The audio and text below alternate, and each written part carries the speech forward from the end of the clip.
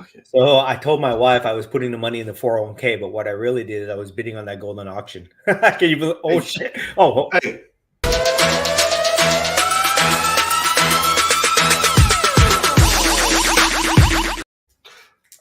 Oh, that was the wrong man? way. Oh my God. There's a podcast called Between Two Slabs. They consume mass media. It seems so sad. It's the great curator and Merlin. They can't grow pubes, so they gotta wear a merkin. They got no money, so I guess they gotta share. Just two nerds wishing they could grow body hair. Comics, cards, and toys, nothing that would interest you. It's the podcast that nobody listens to. Word. It's already a shit show. No guys. one's listened to. I I know. No wonder Max Caster called us that. They can't. I should not be the one pressing the buttons. I'm not the technician, the engineer. Okay. I just don't have the strength right now to push a button. I'm still getting over COVID. Damn it. That's right. Well, welcome to another episode of Between Two Slabs, the best podcast in the hobby that nobody listens to, guys. That's right. Rise and shine, guys. It is Between Two Slabs time. Yes. Now, guys, you're going to have to give Merlin a pass. Merlin is just recovering from COVID. This is like the sixth time that he's had COVID, guys. I know, right? I've never had it. Twice. I'm one of those people. I'm immune. I am immune. You sound like my girlfriend, and she is the one who gave it to me this time when I got back from Dallas. She got it, actually, she got the symptoms on her birthday, which was last Monday, and I got it on Thursday. And so I've had it all weekend. So you're in the recovery phase, right? Yeah, it was like a bad head cold. Luckily, I had my taste and my smell and no fever, but I just feel really kind of weak and like a head cold. Ugh, okay, terrible. Well, I will do the heavy lifting for you tonight, my friend. Please do. You should always do the heavy lifting for me. You just sit there and just pretend like you're interested in what I'm talking about. Okay? I always do that anyway. All right. Yeah. All right. Let's talk about the agenda that we have here today. I got a lot of stuff to talk about. A lot of stuff on my mind since last week. First of all, we're going to do a countdown to the National, guys. Okay. So we're 9 weeks away from the National. What? 9 weeks? 9 weeks. And that's going to go by. I guarantee it's going to go by it felt like 9 months. Yes. We're about 2 months out right now. Less than 2 months, really. From the National. So we're going to talk about what to expect for the National. We're going to talk about Night of Champions and AEW Double or Nothing, right? That's right. In Vegas, baby. Yes, Double or Nothing. Both were insane, crazy. Yeah. Both were 5 out of 5 stars. Both. We're going to talk about that, and we're going to talk about how it has hobby implications for you guys. Okay, wrestling talk on the show tonight. Then we're going to talk about some auctions that I want to highlight this week. This is outside of the golden hour. These are just other. This is a bonus episode for you guys. Bonus episode of the golden hour for you guys. We did not drop it last night, but we're going to be dropping the next episode tomorrow. It's going to be a different format, so we're going to talk about that. We're dropping it live, right? Live, yes. We're going to be talking about baby. Auction arbitrage, guys. I was surfing the different auction sites this weekend, and I noticed something that I thought was very interesting. So I'm going to share it with you guys. We're going to be talking about. We're going to talk about that later, right? Yes, we're going to be talking about doing big deals. How to do? I'm working a really big deal right now. The biggest deal of my life. I'm working it. And you always say that every week. I want to share with you guys my insight, real time, as I'm working this deal. Hopefully, the guy doesn't watch. Okay, we're going to share some cool stuff that we acquired over the last week, and then we're going to be talking about how the hobby is a welcome distraction in life, guys. Deep talk tonight, and then we'll get to comments afterwards. So, guys, please hang in there with us. We appreciate everybody joining us. But let's start it off by talking about one of our sponsors. Okay, guys, one of our very good sponsors here, Veriswap. Our friends at Veriswap. If you guys don't know, I talk about this every week, so shame on you. But if you don't know, Veriswap is an online trading platform similar to like My Slabs or any other marketplace out there. Veriswap is unlike these ones that are focused on changing money, exchanging money for the cards, just like buying, selling. Veriswap is focused on trading. Okay, it is specifically unique because it allows you to trade your cards. And you might be wondering, well, how do you trade your cards? Like, why can't I do it over Instagram? Why can't I do it over Facebook? The problem, if you do it on these other marketplaces, you can get scammed. Yep. It can send you an empty box. Yep. Okay? We know people that's happened to. They can claim that they never received it, that the package was stolen. They could claim that, Heard that it before. was not the same card that you represented to them or something like that. That's right. There's a lot of bad things before. can happen. I've had friends that have had bad things happen. I've heard horror stories. I know you guys have too. So Veriswap solves that problem. Basically, on their trading platform, after you negotiate a deal for a trade, cards for cards, you send it to a middleman hub that will verify the cards are what is represented in the transaction. And that they're slab, that the numbers match up with the online census report, all that stuff. Once they verify it, they mail it out to each party directly. So you cannot claim that you got scammed or anything like that. It's a great service that solves a big problem in the hobby. So Veriswap, check them out right there. Right. You have profiles on there. I still have not made my first trade yet. I don't think you have either. No. So maybe Come you close, guys but make no a cigar. trade with us. In the show notes below, we have a link to the Veriswap app. So go create a profile, upload your cards. It's very easy. And see what you can get. It's just another great platform to use that allows you to do trading. And in today's hobby, where cash is kind of short, trading is the number one option to move your cards. Right. All right. Anything you want to add to that? No, you can put everything up. And I just heard that they just added CSG slabbed cards this week. Yeah, it's perfect, guys. It's like it's only slab cards. It's no raw cards at all. So it's a great place to trade your cards. Plus, if you want to add cash on top, they do have a cash component. Yes. So you can add cash on top of your trades, just like you do at a trade night, just like you do at a card show. Same thing, but it's online, and it's a great service. So check it out, guys. Veriswap, okay? Definitely. Veriswap. Okay. Veriswap. With that, let's get into our first topic of the show here, which is the National. The National Sports Card Collectors Convention in Chicago this year. Okay, we've been to Chicago a couple of times. We know that place very well. Yes. The Rosemont. You and I've run into each other a couple of times before we even set up together. Yeah, or did anything together. 9 weeks away. Can you believe that? Is my calculations correct? 9 weeks. I guess this is like a half week from. What was your first national? Was it that Chicago one? The first real national, yeah. I mean, I went to national when it was in Anaheim, California, like 2 decades ago, or whatever. Right. But the first one of me really being back in the hobby, it was that one where you were dressed up in your Olympic outfit, doing your interviews and stuff. Because it was the Olympics. Yeah, I was just some dude nobody knew, and I was walking around making deals and things like that. And then the next year we went to Atlantic City, and that was a crazy experience being set up as a vendor. This year we also are set up as vendors, and it's going to be a great experience. But I want to tell you guys what to expect, because we're going to be doing this national countdown week as the weeks go by. And we're going to be giving you guys tips if you guys are planning to go to the national. So first of all, I would say that there's enough time now where if you didn't think about going to the national, you can still have enough time to plan. Hotels in the immediate area probably sold out, but you can still get a hotel like 10 minutes away. So it's not the end of the world. You can still get tickets and all that stuff.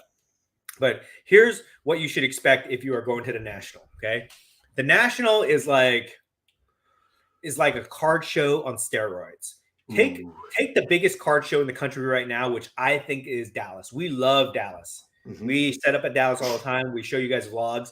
You guys see how big Dallas is, how many people are there, how much money changes hands. Take that.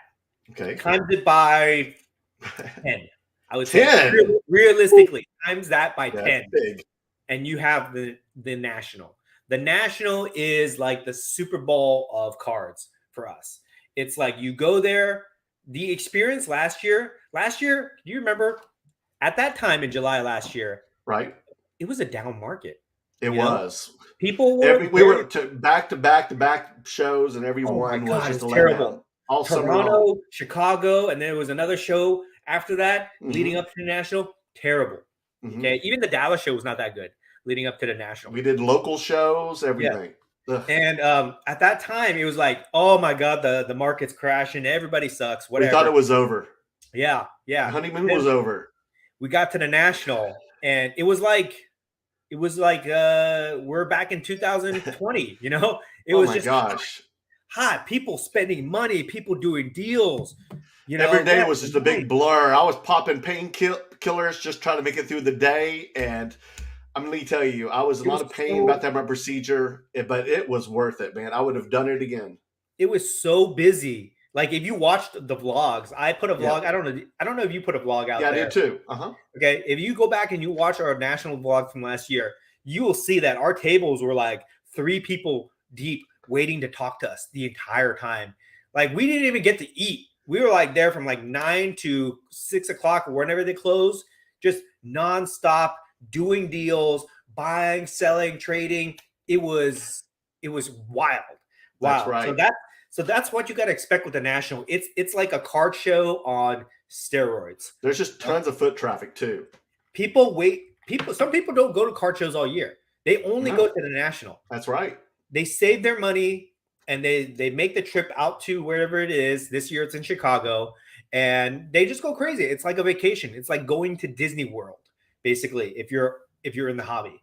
And the national is where you get to see anybody that is in the hobby. Every content creator, every legit content creator is going to be at the national.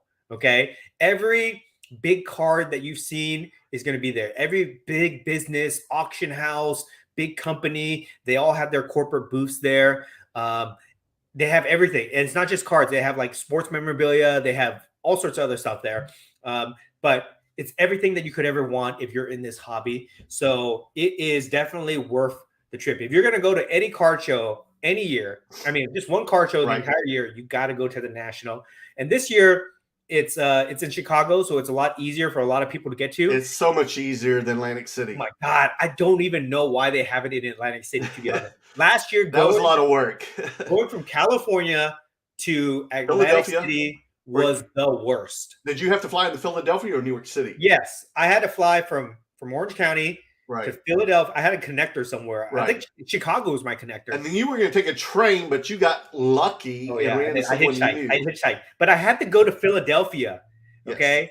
And then from Philadelphia, you're supposed to drive up to Atlantic City, or I was going to take a train. But luckily, because I'm kind of a well-known face in the hobby, I met a couple guys, and I got into their car. This is not something I would recommend, okay? If a group of guys... They weren't strangers, come on. If a group of guys say, hey, come into our car, we'll give you a ride, don't do it, guys. Don't do it, okay? But I did it because I wanted to save a little bit of money, and I was able to get out there to the national. But it's another like hour, 30 minutes from Philadelphia to Atlantic City. Then I get to Atlantic City, and all I hear is watch your back.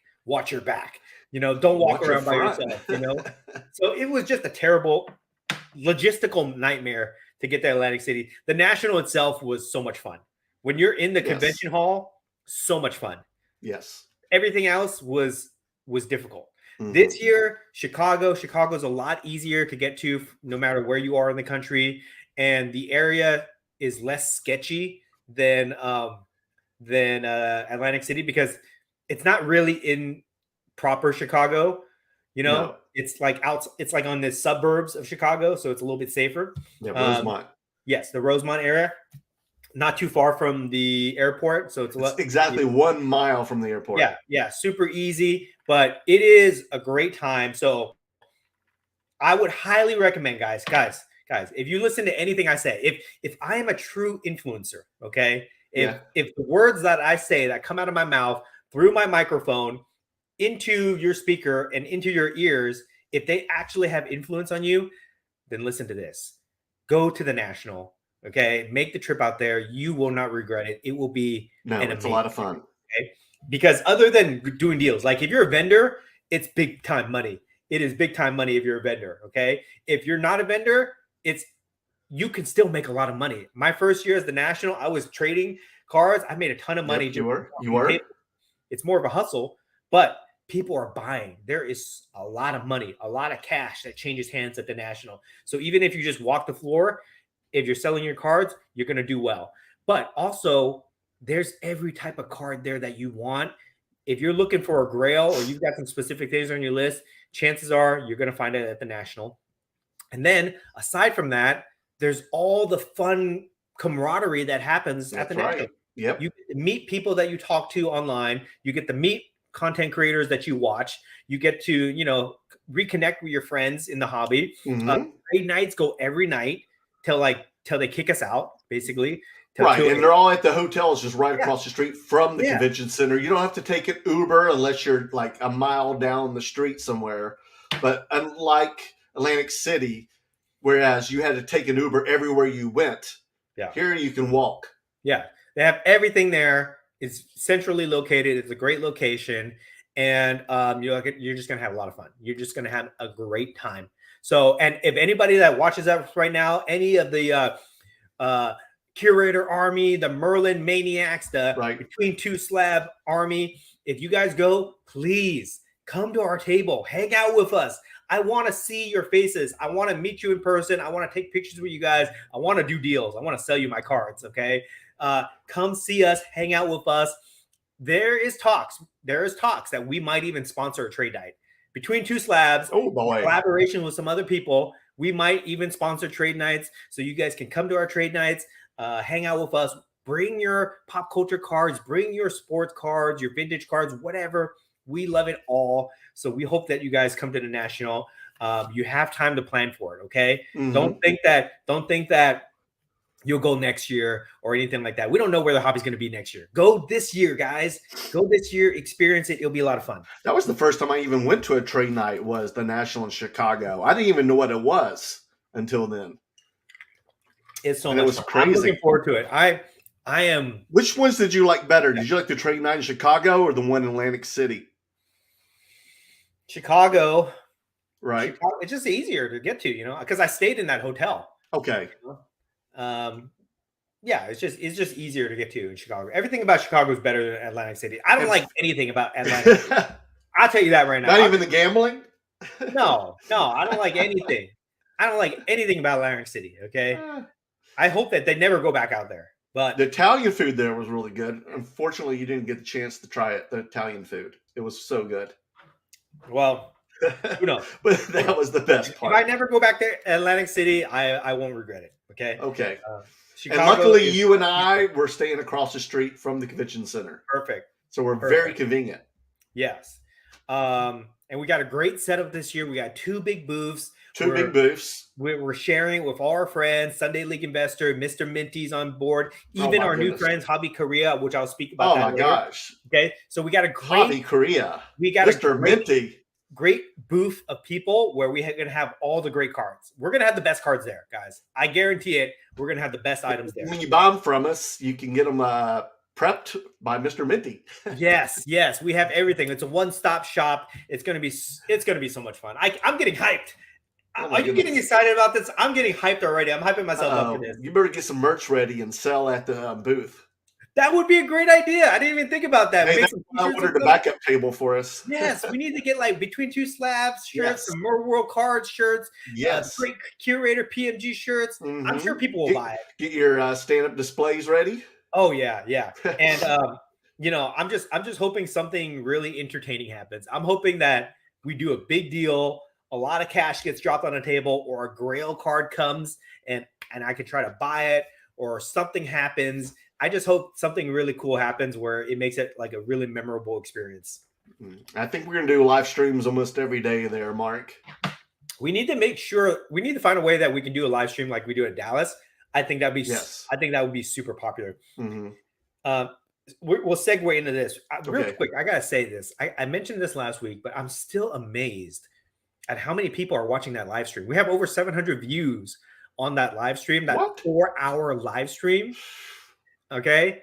Or Between Two Slabs doesn't even get that many views right now, guys. So the fact that so many people are watching that, I don't know. I feel like I'd love to get the comments here, guys. If you guys are watching this, let us know in the comments.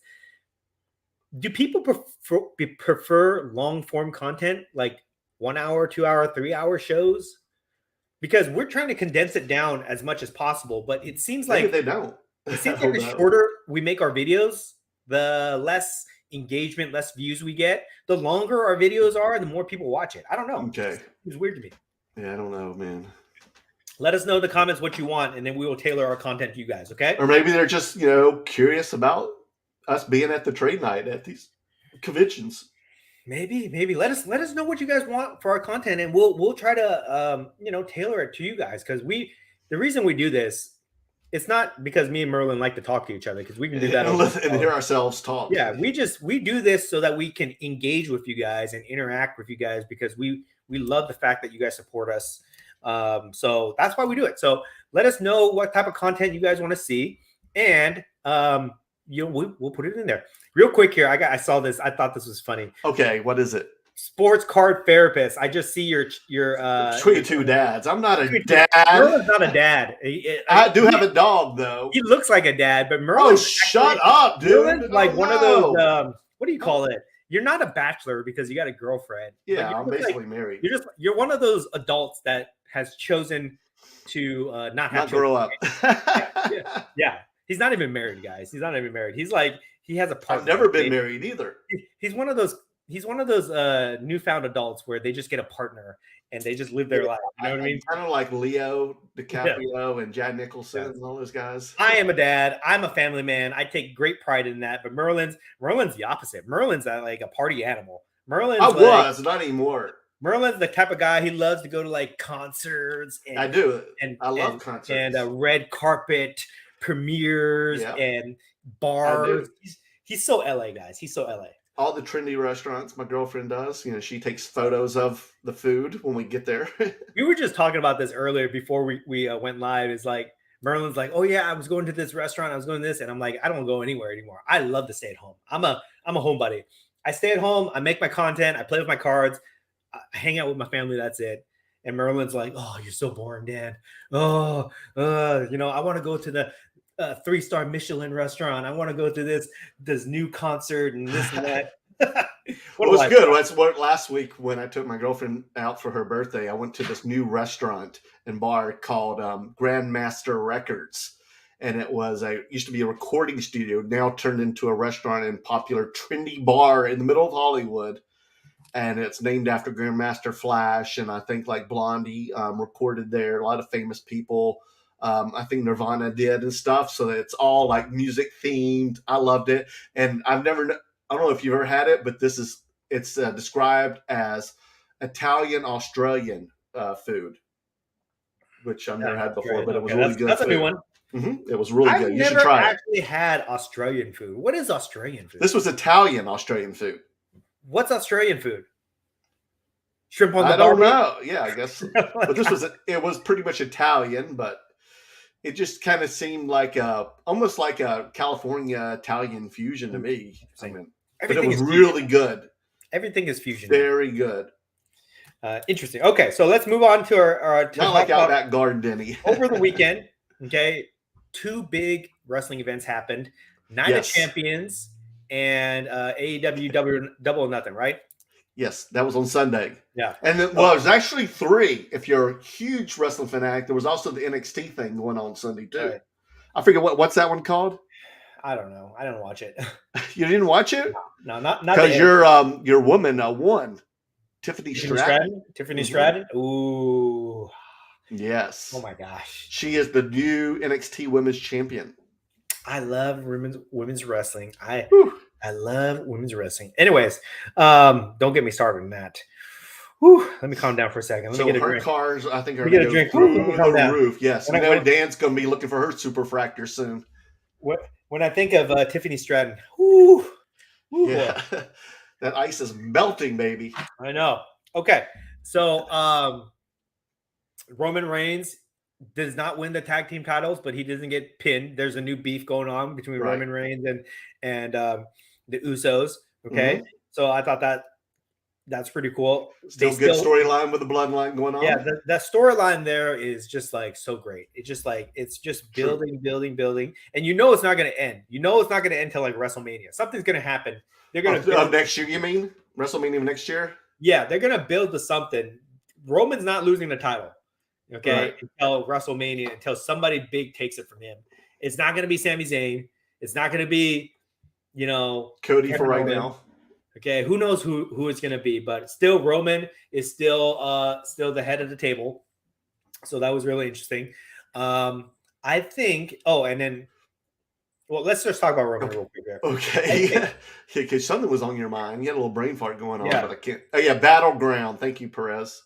So what's interesting about what's going on with wrestling right now in a hobby context, right, is wrestling cards are kind of having a moment, right, with all these black one-of-one prisms that keep going to auction, keep setting record there's prices. more since is what you're telling me. Keep setting record price. John Cena. Did we talk about John Cena last week? No. Tell me more. I John want to know Cena more. Black 101 on PWCC sells for over $17,000. What? Yes. Gosh. And I'll tell you this story, okay? What year was this one again? Last year. 22 one. Okay. Yes, it's the second highest black prism sold. The Rock is obviously number one at 130. Nobody's ever beating that. Nobody's ever going to become close to that.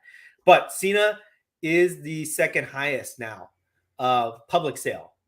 There's a lot of private sales. When they first came out, there were some private sales saying, It sold for like $10,000, $20,000. But, I mean, unless it's videotaped or something like that, private sales are hard to verify. Right. But this is on auction, $17,000. And I'll tell you this, I was bidding on it. It ended like Friday night, I think. I was bidding on it. And I took it all the way to $15,000. I was Jesus. I was determined to get this card. That's what buyers do. Okay. I was determined to get this card, but somebody out there, man, I think I know who it is too. I'm just going to knight you by $2,000. I'm just going to call it out. Okay. I think it's Prism God. Okay. Because he likes wrestling? Yes. And what? There's something going on right now. There's something going on here. Okay. Let me tell you. I have been bidding on these Black Prism one-on-ones. Okay. Since The Rock sold, I didn't bid on The Rock, but I bid on Bret Hart, Kevin Nash. Yeah, Bret Hart's one of your favorites too. Brock Lesnar. Oh, man. And I bid on this John Cena. And I've been beat on all of them. And I'm like willing to put down a lot of money here, guys. Like John Cena, I took it to $15,000. I thought no way in hell anybody was going to beat me.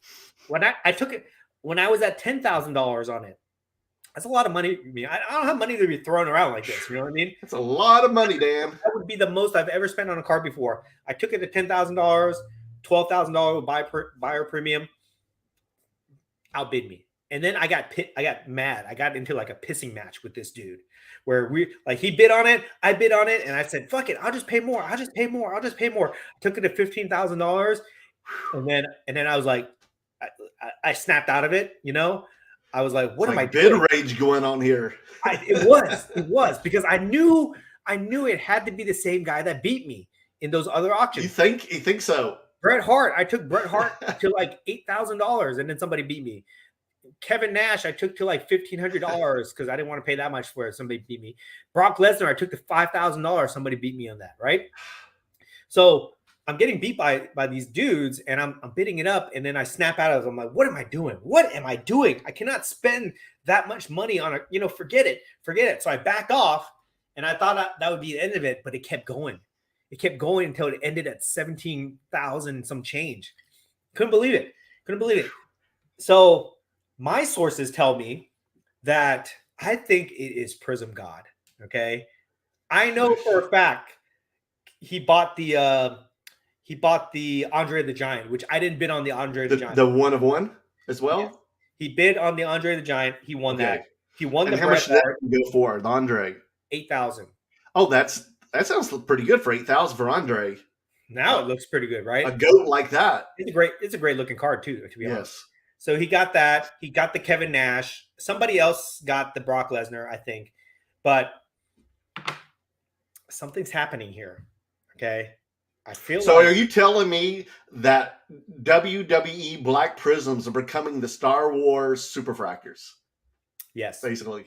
Yes. Okay. Uh-oh. And you're getting in a lot of trouble for saying this. We'll get into. Let me just finish my point here. Okay. Something is happening with these Black Prism one-of-ones. Yeah, what's going on? I don't know. Well, you seem to know because you're trying to get all of them. too. Okay, maybe I But know you keep something. losing. Maybe I know something. Maybe I know something a little bit. Okay. I just feel like wrestling cards are having their moment, and people from other markets, sports cards or other things like that, are coming into the wrestling market, and they're bringing their money. They're bringing their money, and they're outbidding everybody to get the rare ones. That's what I see happening. Right. They see gold in them hills, and everybody's up there panhandling for the gold, right? And I don't blame them. If I had the money, I'd be buying all those things too. I don't blame them at all, right? But man, it is getting tapping tough. into the market. It is getting tough to compete with these guys.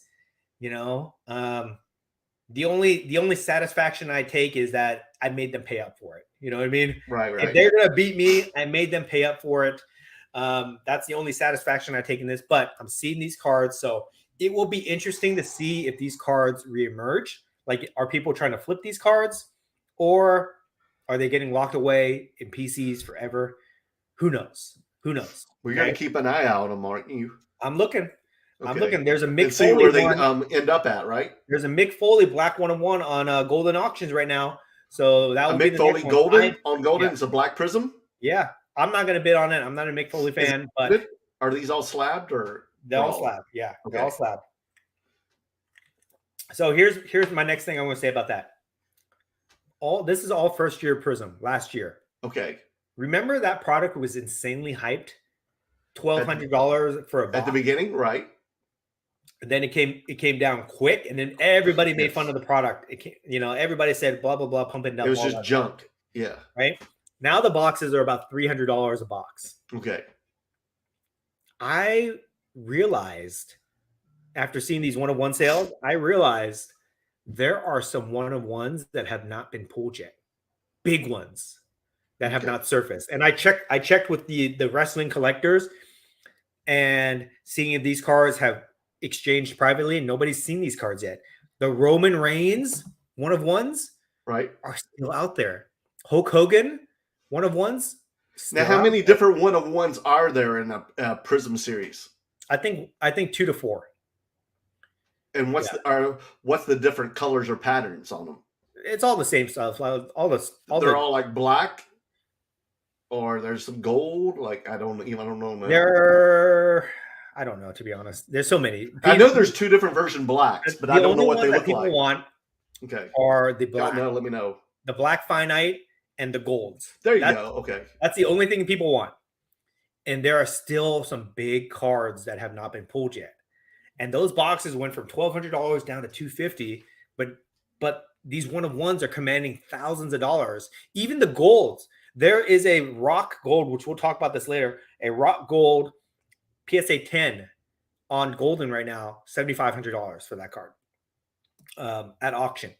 So even the golds are worth a little bit of money. So here's my theory.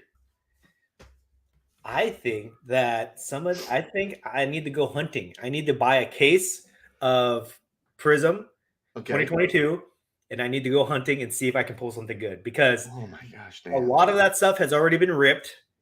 Okay, the price has come way down, and there are still some big cards out there that have yet to be pulled where you could hit the jackpot. Has there been a Hogan?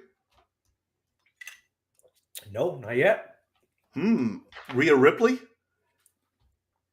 I think the Rhea has been pulled, but I'm not sure. And I know that there is a bounty on the Roman Reigns, a $25,000 bounty on the Roman What? Reigns. Yes.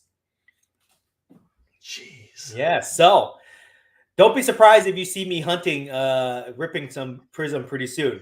Okay? I got some things in the works. I can't announce it yet, but I got some things in the works. Oh my gosh. So that is the implication of Night of Champions. As long as these guys are continuing to be relevant, Roman Reigns in particular. I wonder if Seth's cards have gone up since he won the championship. Seth Rollins, his stuff is going to be hot. Okay. For sure.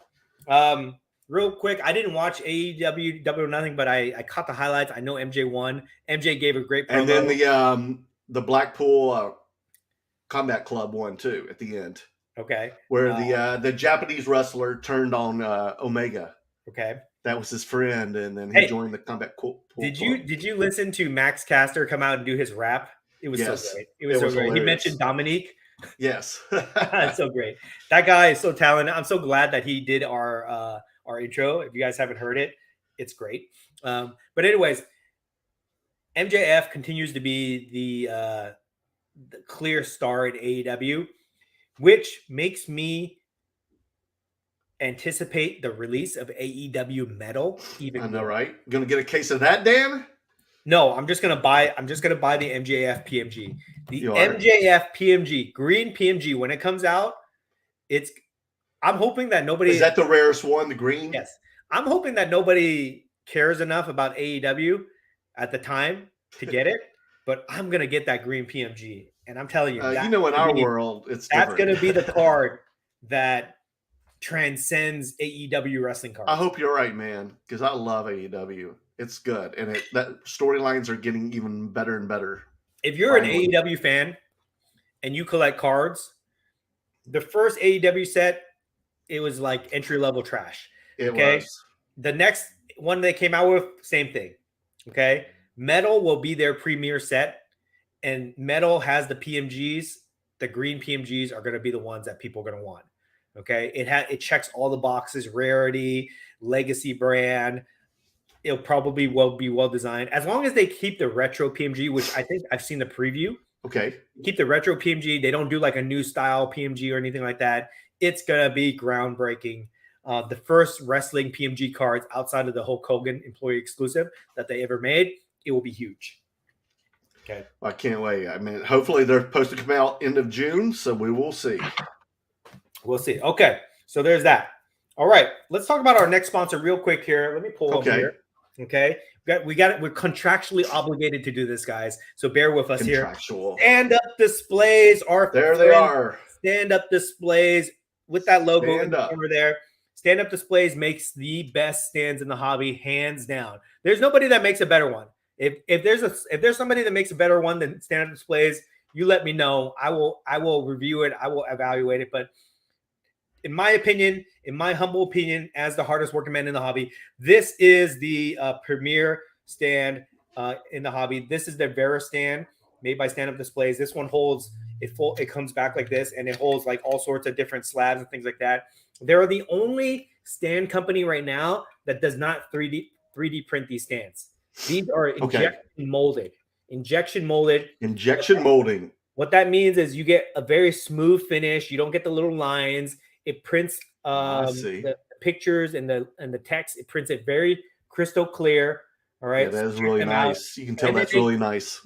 They make basic stands. I don't have any on me right now. Hold on. I got one right here. I'll pull it out for you. Here we go.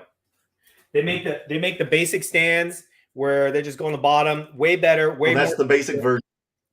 Yeah. So very low profile here. They come in black and clear. I like those a lot. And it's just a great way to update your displays. So check them out. Stand-Up Displays. Use the code Curator on their site. You get 10% off. Plus, if you order my Curator stand, hold on, I'm grabbing here. If you order my Curator stand, you will be eligible for all my personal giveaways, which I will do one right now. I'm gonna do in podcast live giveaway, guys. If you have one of my Curator stands, I know some people in here have it. I saw Pokey where is it here? Pokey Hollow Sports. I know you have one of these. Denny's Cards. I see Denny's Cards in here. Okay. I know you have one of these. If you have one of these, post a card, tag me, tag Stand-Up Displays, and I will send you either Star Wars Topps Chrome cards, I will send you MetaZoo cards, or Disney White Swords. You get WWE Prism. Okay. I have all that stuff. I will send you some grab packs for fun, but you got to post this. Okay. And there's no limit. Okay. If 5 people post, 5 people win, but you got to do it you got to do it tonight. Okay. Or within the next day if you watch this on replay. All right. Tag me, tag Stand-Up Displays. And then I'll let you pick which one you want, and I'll send that out to you guys this week or something like that. And if you don't have one of these stands, go to their website. You can buy this for $10, plus you get a pack of regular stands, and you'll be eligible for all my personal giveaways, guys. I got a lot of shit I want to get rid of, I'm going to send it to you guys for free. Okay. But you got to post this and you got to support Stand-Up Displays. Okay. All right. Cool. Let's get that out of the way. Let's talk about some auctions to watch. These are some bonus auctions which we have to highlight, guys. And what auctions are these? Like all over the place or golden? Golden or auctions. Like, okay. So if you guys notice, we did not drop a video of the golden hour on Monday. Instead, we're going to do something different. We're going to do a live tomorrow night. Because tomorrow night is when the elite auction ends. Well, you're going to do it at the same time as now, like 6 o'clock? Yeah, 6 o'clock tomorrow during extended bidding. We're going to be watching some of those elite auctions live and see how far they go. I will be bidding on a couple of those. They'll have extended bidding while we're on live. Yes, I will be bidding on a couple of those. Awesome. So check it out, guys. So we will highlight the auctions tomorrow night, but a couple ones I want to talk about right now, which I think are very significant. Okay, tell us. Number one is the Vader Superfractor. The Vader Portrait Galaxy Superfractor, the one that we saw at Dallas Card Show that we actually and the one that I saw actually get pulled at the Del Mar at Union Marketplace from Mama Breaks booth. So we have history with this card. We have history. I held it in my hand. We touched it, yes. It is a beautiful card. I'll tell you, this is what makes Superfractor. Dan almost got tackled touching that card. I took the card. Security. I took the card and I took a You walked off the carpet. Like I had the card in my hand, right? And I took a step back to take a picture of it like this. Yeah. And the security guard, no joke, he said, "Don't take another step. Come back here." Yeah, he did. He was stern too. He wears like a sports coat. So he put his hand in his sports coat, is about to take out his taser or something, shoot me. It is a serious card, guys. And it's one of the most beautiful ones. If you want to invest in a Superfractor, this is all you got to do. You just got to buy the ones that have the most gold in it. The more gold that's so true on the Superfractor, the better. The reason the Kurosawa is so special and the reason that we sold it for so much money is because the entire card is gold, basically. Okay. It is. The more gold, and it looks like a downtown. And then second thing is, besides as much gold is on there, the second thing that makes a Superfractor most valuable is the subject matter, the character. That's true. And in Star Wars, you don't get bigger than Darth Vader. No. So you got a big portrait of Darth Vader. You got the whole thing covered in gold. It's one of the chase cards to get, and that's going to be something that we're going to watch very closely. It doesn't end tomorrow. I think it ends in like a week or something like that. And if people don't know, this portrait is in the original Star Wars Galaxy series back from 93, 30 years ago. Yes. It's a special set. I know for a fact, I've heard that Steve Aoki is going to bid on this. What? So we'll see. We'll see if somebody has deeper pockets than Steve Aoki. Oh my goodness. We'll see what happens there. But I think highest paid DJ in the world. If that card goes for more, if that card goes for like $15,000 or more, if it starts approaching Kurosawa level sales, then I think it's gonna be big for the Star Wars market, to be honest. So I will be definitely watching that card very closely. And how much of a percentage does the original owner get if it sells on Golden? They get 100% plus whatever they negotiate above that, maybe 5%, maybe 7% more than that. Wow. Okay. So they're going to make a lot of money on that card for sure. And from buying a $20 pack, it was her only pack, and it was her first pack she's ever bought in her life. Right. $20. Right. It's amazing. Wow. It's amazing. So that's one to watch tomorrow. Another one to watch is the Rock Gold card that I talked about earlier. Okay, which one is this one though, Dan? 2022 Prism Rock. Number down 10. PSA 10. Right. So the black one what's in the PSA 10? Sold for $130,000, right? So now we have the gold. There's only 10 golds. Right. So let's see where it goes. It's at $7,500 now. With the buyer premium, it's going to be like close to $10,000. Is it more than a $10,000 card? I don't know. We'll see what happens there. But it's a PSA 10 though, too. PSA 10, very rare. Which helps. Yeah. Very rare. And I don't believe all the gold rocks have been pulled either. So it might be a pop 1, might be a pop 2 or something like that. I don't know. But I think that will definitely also have another impact on the wrestling market. The wrestling market is performing very well right now. It's strong for sure. Yeah, well, wrestling is at its best right now anyway. Yes. Ratings wise, story wise, just fan base wise. Right. And then the other auction that we have is actually one of my auctions. Okay? Oh, of course it is. One of my auctions I want to tell you guys about because Jesus. I need you my guys to bid on this, to be honest. Oh, look at him. I God. have my, and I think this is going to be part social experiment. Okay. Okay, what is it? So I have my Dunk and Go Nut uncut sheet at auction. Okay. What? You do? Yes. And here, and I let me didn't tell know you this. why. Let me tell you why I sent it to Okay. auction. Last month, another Dunk and Go uncut sheet sold for like 19,000 some change, almost $20,000. Okay. I bought that card for way, I mean, less than that. That sheet, I bought it for way less than that last year. Okay. Wow. So this is a hobby experiment. Okay. The comp, remember when you got it, too. You want to use comps, right? If you want to use comps, the comp on it is like $19,000 sold on Golden. So I'm sending my sheet to Golden. Where does it end up? Right now, it's only at $2,500. Okay. So does it go from $1,900 to $2,500 in 1 month? Does it get bid up to $10,000? Does it go to $25,000? I don't know. How long is this auction? It ends tomorrow. Oh, it's tomorrow. It ends tomorrow. It ends tomorrow. It's been out there for like 19 days or something like that. Okay. I just want to know, how long has it been on there? Yeah. So right now it's at $2,500. And I'm good. I'm still good with that. If it sells for really? Yeah, if it sells, Okay. no, I want money. Yeah, I wanted to sell for $50,000, but you need money to buy one of those black prisms. Yes, but I'm in it on it pretty good. So, if it's anything less than $5,000, it will be disappointing, to be honest. Okay. Right. But I just want to know, like, if an auction ends at this point a month ago, and it's a rare item, you can't go out and buy it on eBay. There's no other ones available right now. It's so unique. Does it go for close to that in the next auction, or is the bidder who lost out the last auction, the guy who lost out at $18,000 in the last auction, is the third bidder in line? Is he going to cut out at like 5, 6, 7? Right. It's very interesting to study. Or will the person who bought the last one try to buy the next one? Yours? Maybe. We'll see. We'll see what happens. But I don't know. It's a hobby experiment. We will see what happens, because I've always held the belief that, and if you get the right auction and you get two people having a pissing contest and fighting with each other, a card could go to the moon. That's what happened with the Rock.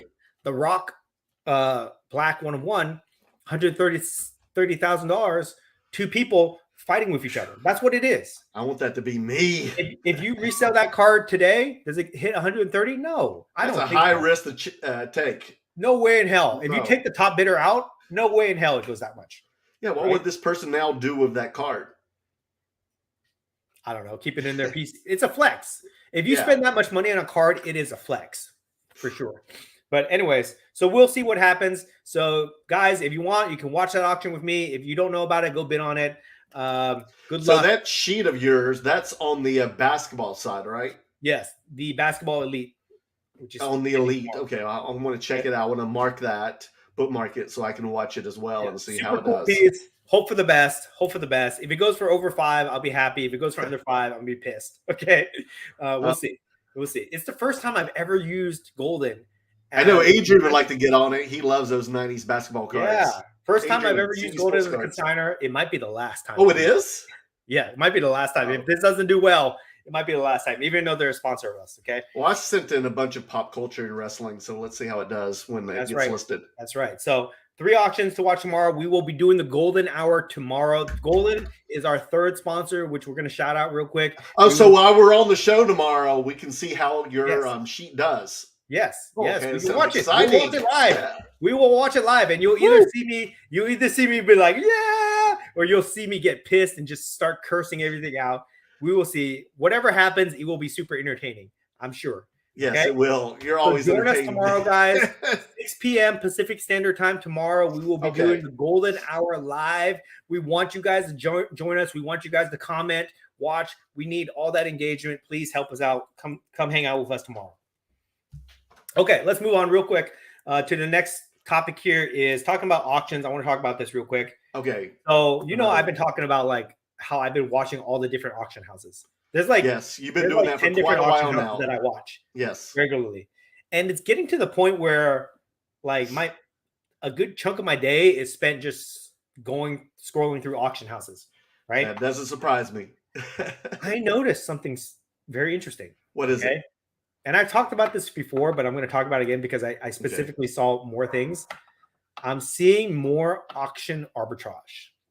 I'm seeing items that I've seen on like eBay go to these auction houses, you know? Oh, so they've been bought somewhere like eBay and then moved to an auction house to be placed on auction or marketplace. So it's interesting because it's like people like these things were available on eBay or a different auction house. They get one and they immediately get flipped to a different auction house. And it made me think that maybe these auction houses have specific clientele that only do business on that auction site. You know what I mean? I'm sure. So like thought about it.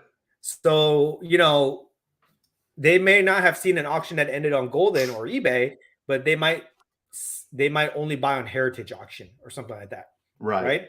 So this is an interesting play because if you get real good at this, right, and you have enough inventory to turn over, you could just, in theory, buy from this auction house, put it on the next one, and just kind of like rinse and repeat if you know what you're doing. You can kind of see the patterns going on, right? Yes, yeah. The system work. So, and like I'll give you another example. Okay, this is one that I'm watching. We highlighted this in the Golden Hour a couple weeks ago. Ultimate Warrior signed action figure ended at Golden Auction. Okay, that seems like something like right down your alley. Did you get it for like $550? Okay. I saw that same figure, the exact same one. I traced the serial number. It got bought and moved somewhere else. Is what you're saying? It's on Pristine Auction right now. Pristine Auctions. Yes. And the same thing that was on. It ends in like 2 days. It ends in like 2 days, I think. And it's at $330 right now. So. And what did it end at on Golden? $550, something like that.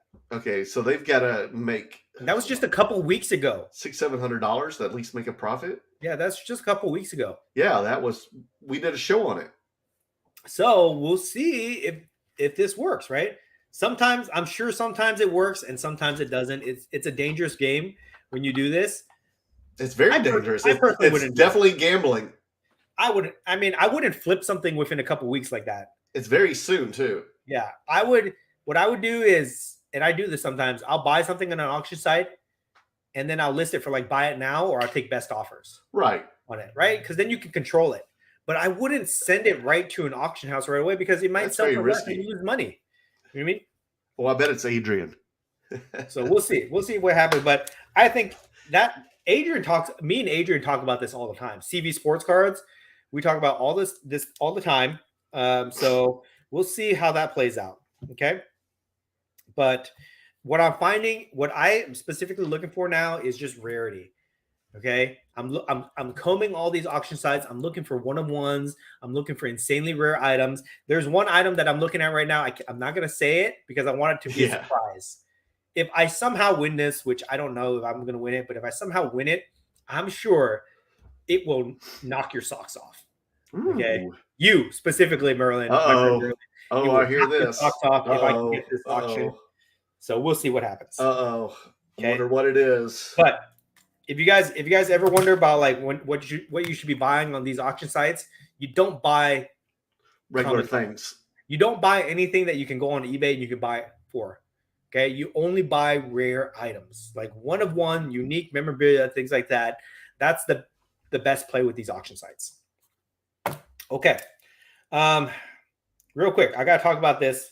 We're making good time here. I want to talk about doing big deals. Okay.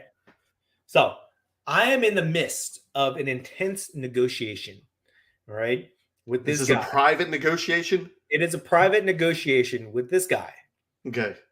I don't know how serious he is, to be honest, because he'll go like one day, text me like very responsive to like he won't respond in a few hours to I won't hear from him in a couple days. Oh, that guy.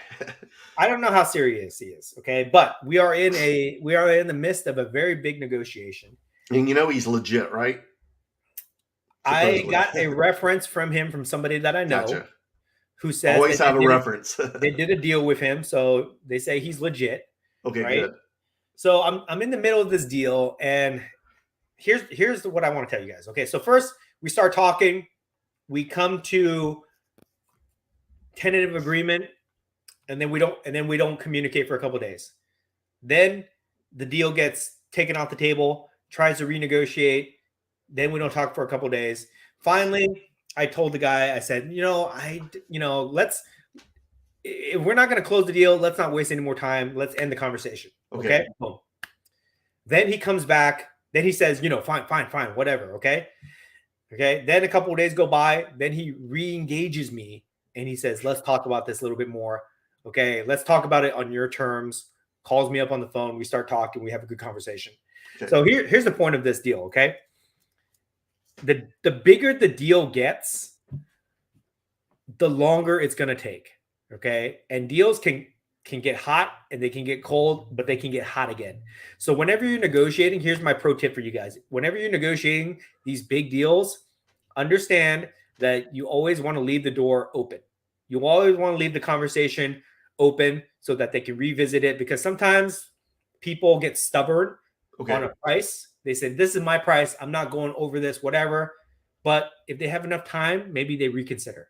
And that's why you always want to leave the door open so that they can come back and say, okay, let's talk about this. You don't want to burn any bridges, piss people off, call them names. Don't waste my time, blah, blah, blah. Just let them, and always end a conversation on a civil way, in a civil way. You don't go tell them to piss off is what you're saying. Don't do it.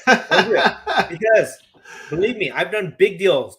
Outside of cards, I've done big deals. Real estate deals, business deals, all these things, they take time. The more money that's involved, the more time it takes, because you got to do your research, your diligence. You got to, move things around.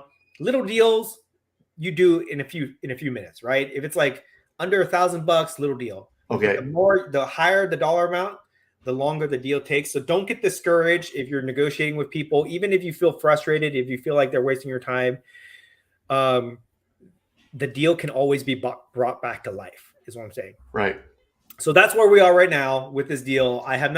We have not shook hands on it yet, but if we shake hands, I'll tell you guys about it. But it would be the biggest deal that I've ever done before. So I'm hoping we can get something done. And then after, if I get the deal done, I will share with you guys the master class in negotiation of how I got this deal done. But we'll see what happens. What genre of cards is this? Can you even say? Wrestling. Ooh, see, oh my God, more wrestling. And Star Wars. Oh, and Star Wars. Wow. It's what I do. This is what I do, right? So big money here. If I do a deal, it will be a Kurosawa-like deal. It will move the market. Woo, boy. So we'll see what happens, okay? But still up in the air. I don't know. If you're watching this, my guy, if you're watching this, call me. Let's look the deal out, okay? All right. Okay, last topic I want to talk about, then we will get into comments here. Okay. No, we got I got a couple things to show, and I have new releases after. Give me a break. Give me a break. Okay, we'll do.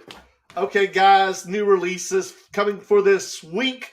Well, last week we had did you know that excuse me, guys, my nose is starting to run. 23 Topps Chrome Sapphire Star Wars Return of the Jedi came out last week.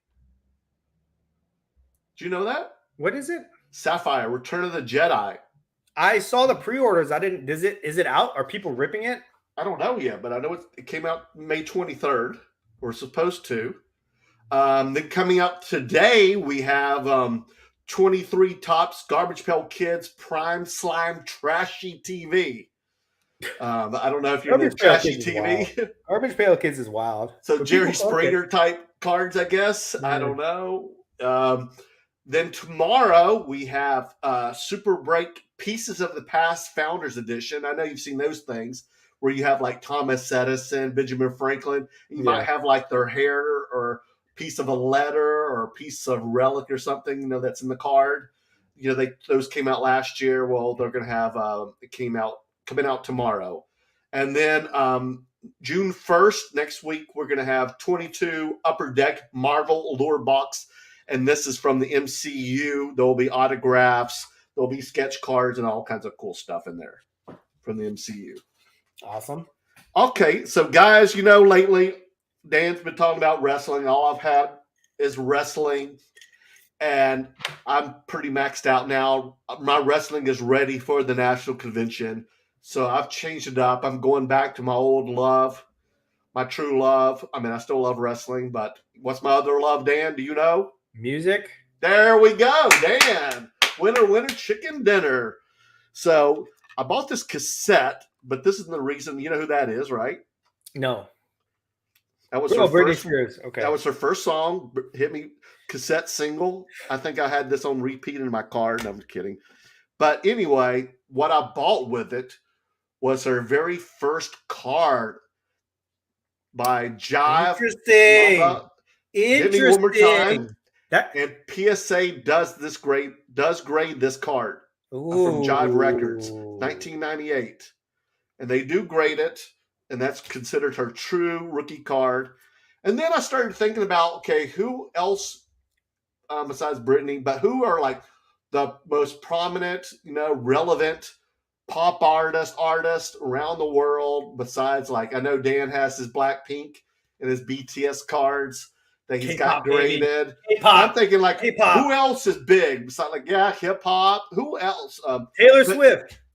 Well, yeah, that too. But I'm thinking, okay, BTS. But I did find a BTS card, and I got it graded. It's a 10, but Leaf has one called a Newsflash. Ooh. BTS wins 2 American Music Awards. And I noticed that not BTS, but Leaf is getting into the music scene. They know it's hot. They're grabbing onto it, doing whatever. So they started making these like Newsflash cards. I know there's one out for Bad Bunny too that I just ordered because Bad Bunny has one about the Music Awards. So I bought one of those. I got more coming out soon. Also, I was like, okay, who has headlined lately? Coachella and all these other music events that I can try to see. I try to see Blackpink, yeah, but you've got that, Dan. I'm going to order me some too. I'm going to try to get those Oreo cards and get some graded, ready for the national. But who else has headlined? He used to be in a big band, British guy. He's also known for his acting. Damn, Dan's on fire today. Listen to this guy, man. Harry Styles. So did One Direction have some cards in the past? They did, man. They did chicken dinner. So here's some, and it's important that they have to be shiny, man. Right, Dan?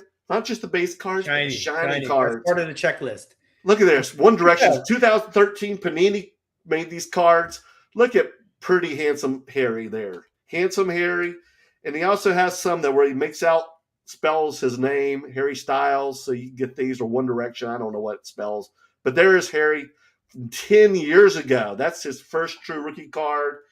And then I was like, okay, where's some other great goats of music past? I can find their rookie card. Well, one that was hot, and I missed getting a PSA 10. This is almost this time last year. We're in Chicago, and I really regret missing this auction. And I should have bid more on it. And I've never seen one PSA 10 since then, except for ridiculous prices. And anyway, Dan, I know this is your favorite artist. You'll never guess it, so I'm just going to show it to you. But it is Mr. Garth Brooks. Look at that. And Dan, I know you have a hat like that. I know you've been wearing your hat. You got to wear that. But here it says 1991 Collegiate Collection, Garth Brooks. Yes, he went to Oklahoma State, folks, and there he is. So those are my music cards. I'll start showing more and more music cards coming up because I'm going to have a lot of music and wrestling since that was my two biggest, and Star Wars, since that was my biggest sales at the National. But they moved, and that's what I'm going to have for the National folks. So that's what I'm going to be showing for the next, 9 weeks, Dan? 8 weeks? 9 weeks. 9 weeks and counting. All right. So there you go, guys. Anything make sure you stay away from Blackpink. Those are mine, all right? Hey, I'm going to get some Oreos too, man. All right.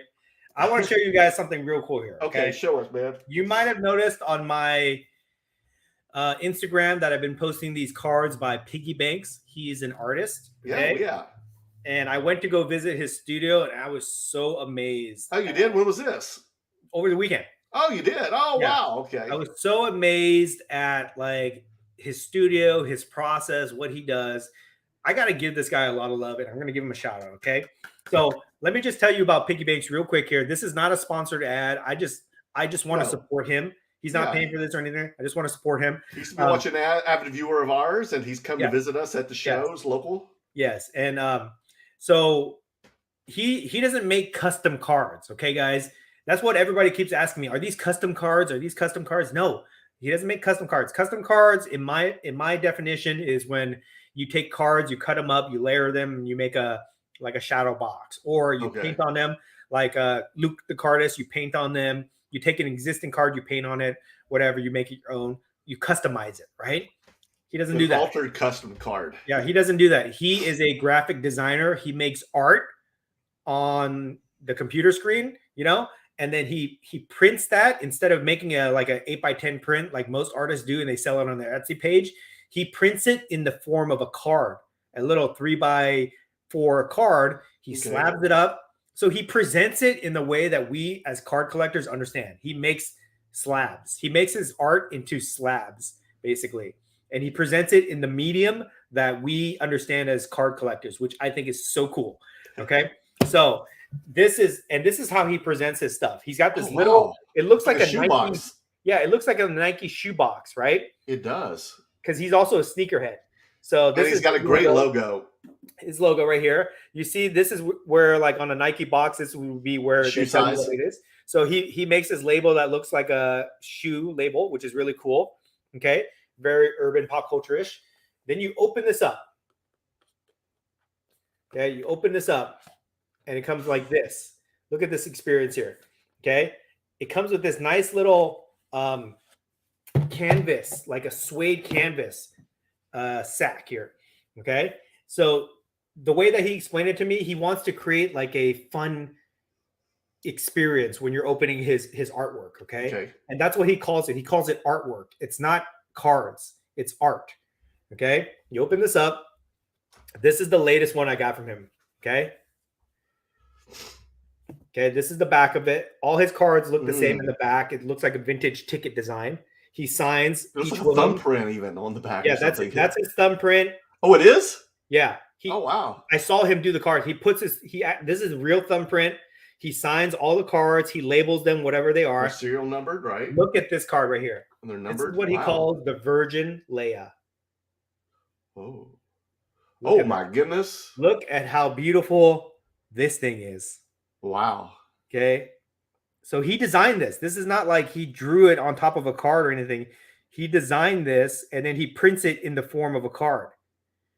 And then his labels up here. Case. Yeah, and then he puts it in this. This is like phantom display cases. So this is the actual slab itself. Okay. Okay, like that. But then he puts it in this nice acrylic display. So it just enhances the display value, and it acts as like a picture frame. You can actually set this on top of things. You don't need a stand-up display or anything like that. This stands on its own. So he drops. So what I found was really interesting. Okay, these are not mass produced. They're when not. When he drops these on his Instagram, he doesn't have a website. He doesn't have a store, nothing. It's all through Instagram. So he'll drop this on his Instagram, and then he only makes 5 variations of these cards, like 5 or 6 different variations. So there'll be like those 5 or 6 are each different. Yeah, this is like a wave refractor, a regular refractor. He'll make like a cracked ice version, which is very popular. He'll make like he's got like a sparkle one. But this is what I found out, which I thought was cool. I got this from him, but I also got what I found out was cool. He makes special gold versions. Ooh. Gold versions of the card. Yeah, so that's a gold version too? Yeah, this is the gold version. Okay, so I was able to get both of these from him, which I thought was super cool. Silver, one's gold. Yeah. So very, very cool stuff. I just love it. And I see the vision for this. I don't see these as cards. I see them as little artworks. So I'm starting a little piggy banks collection. And they're just really cool. Really cool. It's funny you said that because when we were in Dallas last week, there were some friends of ours or people set up at tables next to us, and during trade night, they were like, "Oh yeah, I ordered these cards from this artist. Do you want to see them? I said, sure. And I was like, who's the artist? I'm like, have you heard of Piggy Banks? And I'm like, well, of course. Dan and I both have met him. He's from the LA area. Yeah. And he's given us cards. And they were they were loving his stuff too. And I didn't know like he was known like in other parts of the country. This stuff is becoming popular, guys. Like if you're trying to get these cards, you can't get these. These are sold out now.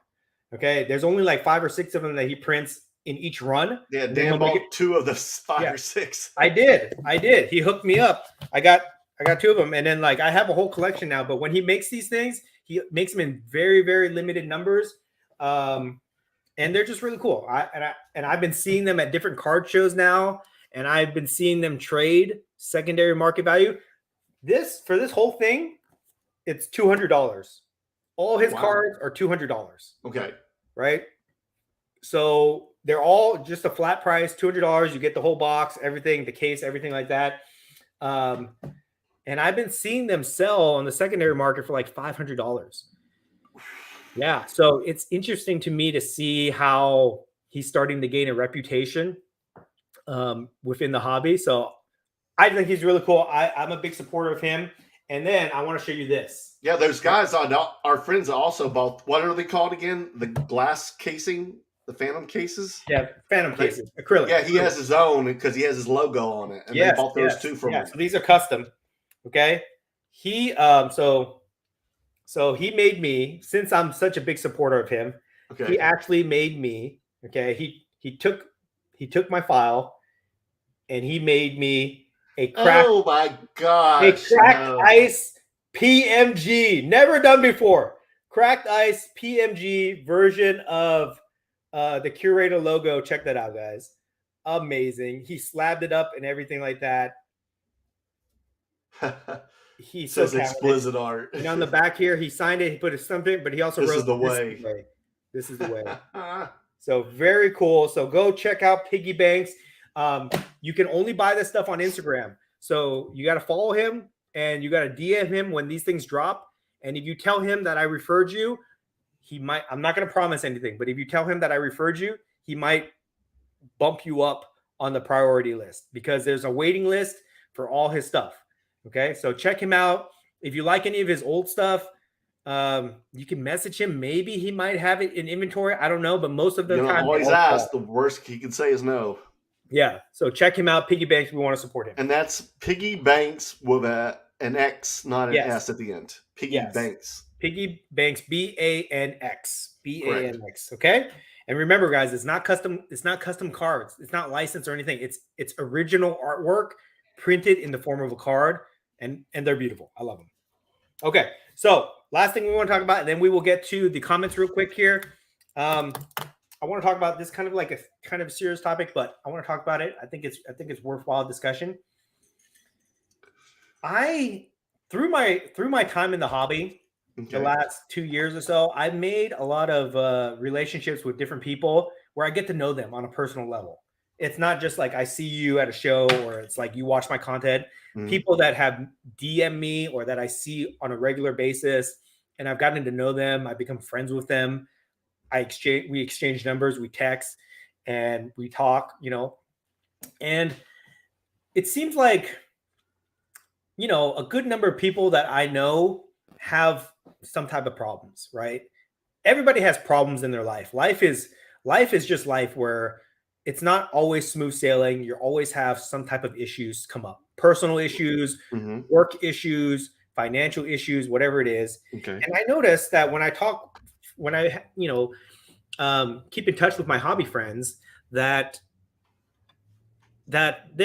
everybody has a problem. Even I have problems, right? But everybody has some type of problem, like, oh, my marriage isn't doing well, or I lost my job, or I'm having health issues, things like that. And it sucks. It's terrible for everybody. And, you want to help them somehow, but you can't really do it because everybody has to deal with it in their own way. But here's what I noticed. This is what's interesting here. This is my point. Okay. They all use the hobby as an escape from their problems. You know what I mean? A welcome distraction from their problems. It doesn't matter how bad it could be. Like people could be, you know, have really bad sickness. They could, you know, family be falling apart or something like that, or they lose their job, but they all use the hobby as an escape from the stresses of that problem in life. And I think that's very interesting. How is that good or bad? I think it's great, you know? Okay. Because I think so it's not like drugs or overeating. Yes, right? Like some people could drink, some people could gamble, some people could, you know, do overeat. self-destructive things. But I'm just worried because they may buy too many cards because they're depressed. You know, even then, if it brings them joy, you know, and it doesn't get out of control, if it brings them joy, then I don't see anything wrong with that. You know what I mean? And that's what I really love about the hobby is that we focus entirely too much on drama and things that don't matter, you know? Oh, this guy, he's a cheat. He's a liar. Oh, this card went down. You know, oh, this company is taking advantage of us and this and that, right? Blah, blah, blah, blah, blah, blah. You got all these content creators that just want to take a shit all over the hobby about everything. Then you got people that criticize people that are too positive, right? Oh, you're blind. You're blind to the corruption in the hobby and this and that, blah, blah, blah, blah, blah. Okay. Oh yeah, I hear that. You really gotta talk to these different people like I do and take a step back to gain perspective to see how great the hobby really is. Because despite all the negative stuff that people want us to focus on, all the bad stuff, whatever, right? I believe that the majority of people, like 90% of people in the hobby, use the hobby as a welcome distraction from their lives. And all the people that I've talked to, this is the case, where life is really shit sometimes and it's tough and nobody gives them a break. But when they get into the hobby is a welcome distraction. They get friendships, camaraderie, joy from the hobby. And it helps a lot of people through these dark times. You know what I mean? Okay. Like if you're having if you're having problems, you can get through it if you have something that brings you joy, you know? Mm-hmm. And the hobby works that way. It brings you joy and it can get you through these dark times. So I tell all my friends that when they have issues, like I can't really help them personally, and they don't even want to hear it. They don't want somebody to tell them this is what you need to do to fix your problem. They don't want to hear that. They just want to complain and get it off their chest. But I tell all of them, just focus on the hobby, brother. Collect cards, go to card shows, interact with people. It will help you out mentally. You know, it will get you through that tough time. So I think that's just something super cool that I wanted to highlight because I've been having a lot of deep conversations lately, and I've been noticing the common theme is that everybody keeps coming back to the hobby, right? No matter how bad things get, everybody can come back to the hobby, and it's a safe space for them. And I think that we need to talk about that more than talking about this other trash that's out there. Right. Okay, so that's the only serious thing I'll talk about. Let's get to the comments. We got some comments. Mark the Collector. What's up, guys? What's up, Mark? I guess you watched all the wrestling this weekend. Ed, intros are getting better. Thanks, Ed. They're trying to get better at it. Pokey Hello Sports. Good evening. Ultimate Fighter is back, and King Conor McGregor is coaching against Mike Chandler. Don't miss out on ESPN at 7 Pacific time. It's a 1-hour show. Conor is back. Sounds like a commercial. I like Conor McGregor. I'm not a big UFC guy, but what interests me about UFC is Conor McGregor because I like the shit talking. You know, he does it in an entertaining way. It's not just like aggressive, trash talking like some of the other guys do. Like he does it in a very entertaining way, and that draws me in as a casual observer of that sport. So, have you ever had a Conor McGregor card? I think I have. I've got a couple of his back when I was doing sports. I picked up a couple UFC cards here or there. Me too. I don't have any right now, but I could get into it. If he comes back and he fights, I could get into it because I know his last fight, he broke his leg or something like that, which was really bad. It was awful. But who knows? Who knows? So I'll definitely be watching that. Okay. Sorry, guys. I'm trying to keep sneezing. Allergies. Pokey Hello Sports. The plan is after this UFC Ultimate Fighter season, Conor will fight Mike Chandler, possibly in December on pay-per-view. Huge 155-pound fight. Interesting. Those guys are like our size. Tony N, can you find the Hood Star Wars pop culture stuff at National? He meant What's good. the Hood? Oh, hip hop. Good. Good. Okay, we'll try to. Can you find the good Star Wars and pop culture stuff at the National? Yeah, of course. Yeah, of course yeah, you can. We'll have it. We'll have most of it at our booth. We had it last year. I'm sure we will find it. I don't think there's anybody that's going to have a setup like us. I can confidently say no. There's nobody that's going to have a setup like us, Agreed. but people will bring us their cards. People will bring us their pop culture cards. I think that we could have grails come to our table. And that's just as fun as selling at times. Yeah. Especially when you're selling and you're able to buy good stuff. Mark the Collector live stream at the National. Of course, man. Of course, we'll be there. Mark the Collector. People want to see the action and deals, so they'll watch for hours. I guess so. Dan, what do you think about that? Yeah, I love to get deals on camera because most of the time people don't believe that they happen. Some people say, like, some of these idiots say, oh, these things are fake, these things are staged. That's because they don't go to card shows. They don't know anything, right? They just sit in their little basements just watching from afar. But it's real, guys. And I would love to get these deals on camera. But you never know. You never know, like, when a deal is going to come up to your table. No, you don't. CV Sports Cards, Adrian. What's up, guys? Hope you're feeling well, Merlin. Yeah, this COVID comes up and down, but I'm at the end of it. Thank goodness. Mark the Collector, you got to join the club and own a Black Prism. That's like the Superfractor Club. Prism Club. Dan's going to join this one too. Mark has the Liv Morgan Black Prism. He does. That's right, yes. Right? And he's been trying to get me to get the Charlotte Flair, but I'm not willing to spend that type of money on it yet. But who knows? Didn't he get his photo taken with her with the card? Yes. Like you did with Sergeant Slaughter or Bret Hart? Yes. Hold on. I got to plug in my thing here.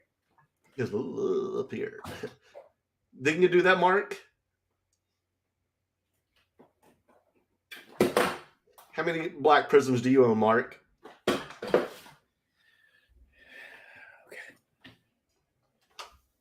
I have black refractors, but no Black Prisms yet. Should get some. Okay, hold on. Maybe I should try to get some of the NXT people. Maybe one of them scores in the WWE. Looks like Zoe Stark is going straight to getting a lot of its exposure. Coming straight from NXT. The first one to do so. Get a push. Got that in there. Since she sided with Trish Stratus. Mark the Collector, yes. Dan, buy some Prism WB cases. All right, cat's out of the bag. I did buy one. What? Oh my goodness! Which I will be ripping soon. It's like Mark twisted your arm to tell you this. Which I will be ripping soon. Now I'm chasing. I'm telling you guys right now. I'm chasing the Roman Reigns Black 101. We'll see what happens. You'd settle for a Hulk Hogan too, wouldn't you? Or a Rhea? Yeah, I'll take any. I'll take any one of those. Ed Ram, dang, Sam Manuel changed their name to Yamava. Jordan PSA 10. Why couldn't they do it when I was in vacay? So it's been that way, Ed, for a while. On my Instagram, there's this indie casino that is, you know how they give away cars usually for grand prizes and stuff? Yeah. They're giving away a Michael Jordan PSA 10 rookie card. Yamava is? Yeah. Isn't that interesting? Like, wow. Like, how do they convey That's a Jordan value Fleer 86 Jordan Fleer, right? Yeah.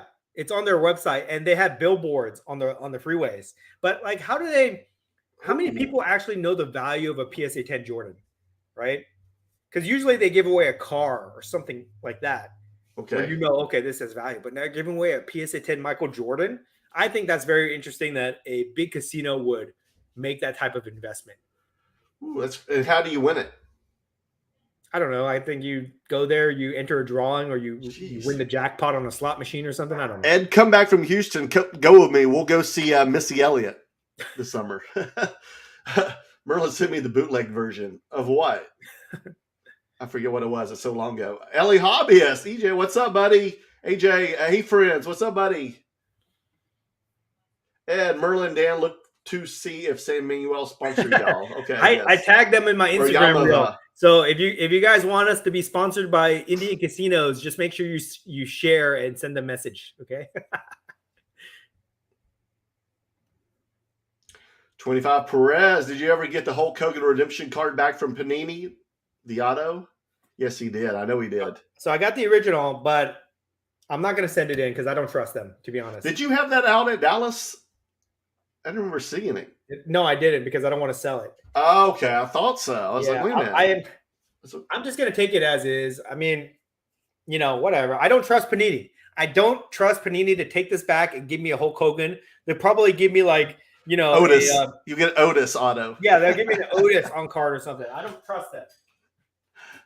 Jake the Snake or somebody like that. Okay. CV Sports Cards also buy bulk lots to sell singles is a good play, but only if the cards you're buying are in demand. He does that. CV Sports Cards got a eBay shop, and he does that for sure. Mm-hmm. Andrew, how much money would I need to spend to be able to buy rare cards and memorabilia? Are there any PMGs on a budget? Oh yeah, you can definitely get PMGs. You can get PMGs for a couple $100. Yes, maybe less depending on the characters. You're not going to get the main. You're not going to get like a Wolverine or anything, but no, you could definitely get the lesser characters. Yeah. So there's different tiers to collecting. Okay, there's entry level, which is base cards and anything under $100 you can get. Then there's the mid tier, which is like $100 to like $1,000. Okay. And you can get a wide range of PSA 10s, raw cards, numbered cards, all sorts of stuff, memorabilia too. And then there's like the higher end stuff, which is, $1,000 to like $5,000 high end cards. And then there's like the really investment grade card, which is like more than that. Right. So there's just different tiers. It depends on what your comfort level is. Just play within your comfort level. You don't have to compete with anybody. You don't have to, buy anything that you don't really believe in or that you don't want or anything like that. Just play within your comfort level. And then you will eventually, if you really stay into this and it interests you and you have a lot of fun, you will level up. Believe me. Yes. Everybody starts at an entry level collector base, and then they progressively level up to wherever they feel comfortable and they have the most fun. Same thing with memorabilia. Yes. Dexflow Toys, Dan, buy me a Bloodline booklet, 4K OBO. Dex, if you meet me at the National, we will do a deal. Okay. I'm not going to commit to that, but we will do a deal. If you have that booklet and you bring it to me. I think he has two of them, doesn't he? And I open it and I see it, I will make a deal with you at the National. Okay. Dan wants it. And then just go back to Andrew's comment real quick here. Yeah. What is it? On a budget, whatever your budget is, you can get it done.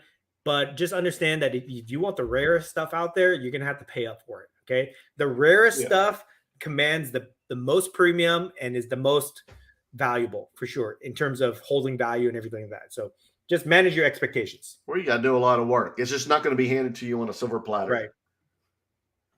Papa Jim, a good evening, fellas. Enjoyed seeing you guys in Dallas. Always good vibes. You as well, Jim.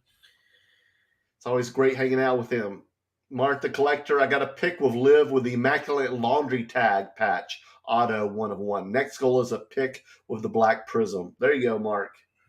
Oh, did you hear that Alexa Bliss is pregnant? So it is. Due December 23rd. Okay. So we won't see her wrestling for a while, if at all. I don't know when. Here's the thing. This is interesting about female wrestlers, right? When you're buying these cards and you're investing in them, you have to take into account if they're going to get pregnant, right? Because sometimes they don't come back. Like Brie Bella, when she was wrestling, she got pregnant. She never really came back. She just became a mom and a wife, and she started a business outside of both of them were pregnant at the same time, right? weren't they? The twins were. No, separate. Oh, they were? Okay. Yeah. I thought they were both. Okay. Their second child, Bree's second child. Oh, that's what it was. You know how I know that? How?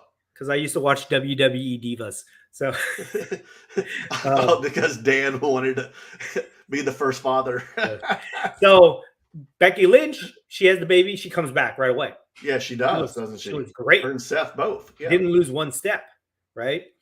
And even though she's a lesser character, but what's her name? Candice LeRae, and Johnny Gargano. They had a child together. Yeah.